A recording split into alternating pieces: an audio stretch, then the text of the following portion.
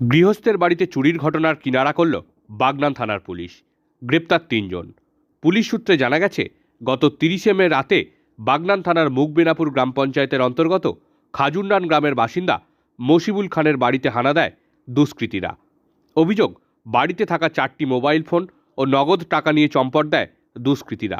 মশিবুল খানের অভিযোগের ভিত্তিতে তদন্তে নামে বাগনান থানার পুলিশ। পুলিশ তদন্তে নেমে শেখ নাসির উদ্দিন, মমতাজুল খাঁ ও শুভজিৎ দাস নামের 3 জনকে গ্রেপ্তার করে। তাদের পুলিশি রিমান্ডে নিয়ে পুলিশ খোয়া যাওয়া 3টি মোবাইল ফোন ও চুরি যাওয়া ক্যাশের 75% উদ্ধার করে। পাশাপাশি ধৃতদের কাছ থেকে নাম্বার প্লেটবিহীন, রেজিস্ট্রেশনহীন একটি মোটর বাইকও উদ্ধার করেছে বাগনান থানার পুলিশ। জানা গেছে, ধৃতদের মধ্যে শেখ নাসির উদ্দিন শ্যামপুর থানার নোয়াডাঙ্গির বাসিন্দা, শুভজিতের বাড়ি রাজাপুর থানার শ্রীরামপুরে ও মমতাজুল খাঁ বাগনানের খাজুন্ডানেরই বাসিন্দা। পুলিশ সূত্রে আরও জানা গেছে, জিজ্ঞাসাবাদের সময় ধৃতরা গ্রামীণ হাওড়ার উলুবেড়িয়া, শ্যামপুর সহ একাধিক এলাকার বাড়িতে চুরি, ছিনতাই, মোটর বাইক ছিনতাইয়ের ঘটনায় যুক্ত থাকার কথা স্বীকার করেছে।